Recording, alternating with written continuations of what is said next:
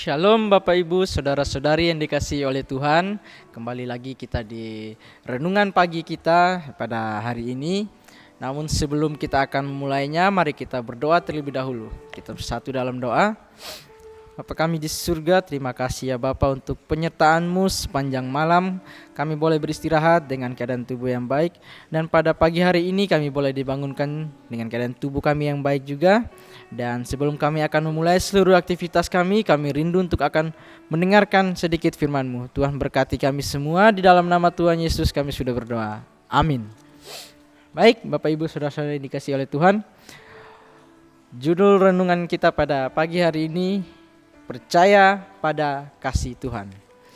Dengan ayat intinya terdapat di dalam Yohanes 3 ayat yang ke-16. Saya yakin dan percaya kita semua sudah sering mendengar ayat ini. Demikian firman Tuhan.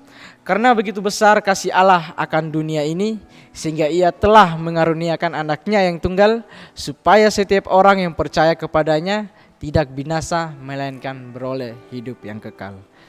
Jadi dari ayat ini mengajarkan kita apa? Percaya pada kasih Tuhan adalah kunci untuk memahami rencananya di dalam kehidupan kita. Tuhan memiliki rencana yang indah untuk kita, dan Dia menunjukkan kasih-Nya melalui pengorbanan Yesus Kristus di atas kayu salib. Dengan percaya pada kasih Tuhan, kita dapat menemukan kekuatan dan penghiburan dalam menghadapi kesulitan dan tantangan di dalam kehidupan kita. Jadi apa Bapak Ibu Saudara-saudara yang dikasihi oleh Tuhan? Kasih Tuhan tidak terbatas dan tidak bersyarat.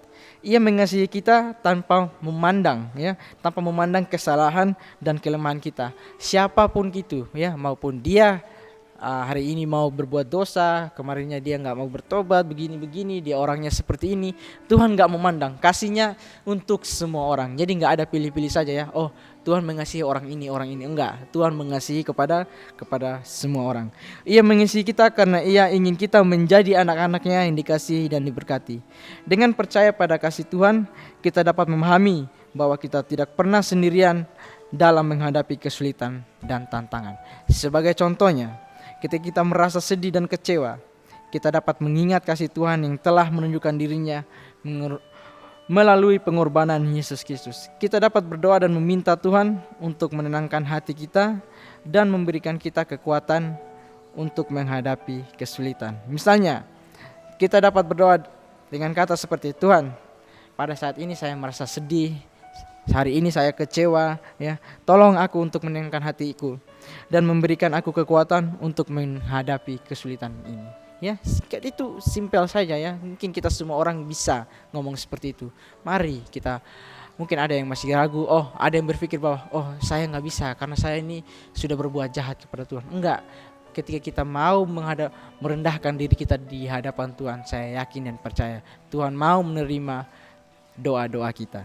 Yang menjadi aplikasi dari pelajaran kita pada kali ini yaitu percayalah pada kasih Tuhan. Kita harus percaya bahwa Tuhan memiliki rencana yang indah untuk kita, bahwa Ia menunjukkan kasih-Nya melalui pengorbanan Yesus Kristus.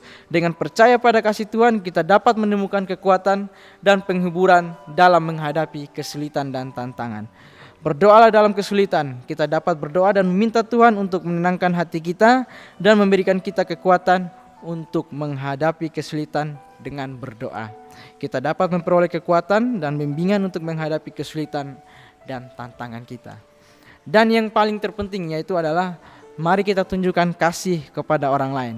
Kita dapat menunjukkan kasih Tuhan kepada orang lain dengan melakukan perbuatan baik dan membantu mereka yang membutuhkan.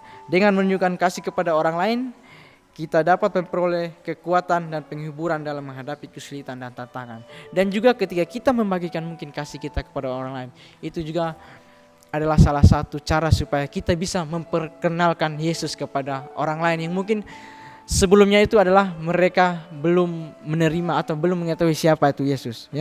Yang menjadi kesimpulan kita pada renungan kita pada pagi hari ini yaitu mari kita percaya pada kasih Tuhan adalah kunci untuk memahami rencananya dalam hidup kita. Dengan percaya pada kasih Tuhan, kita dapat menemukan kekuatan dan penghiburan dalam menghadapi kesulitan dan tantangan.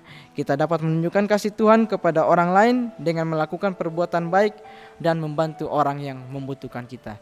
Jadi biarlah kita pada hari ini ketika kita mau menjalani kehidupan kita, mari kita percaya kepada kasih Tuhan. Apapun yang menjadi segala tantangan, masalah dalam kehidupan kita, saya yakin dan percaya Tuhan akan menolong kita semua. Biarlah dengan renungan kita pada kali ini dapat menguatkan iman percaya saya dan saudara di dalam Tuhan. Tuhan memberkati kita semua.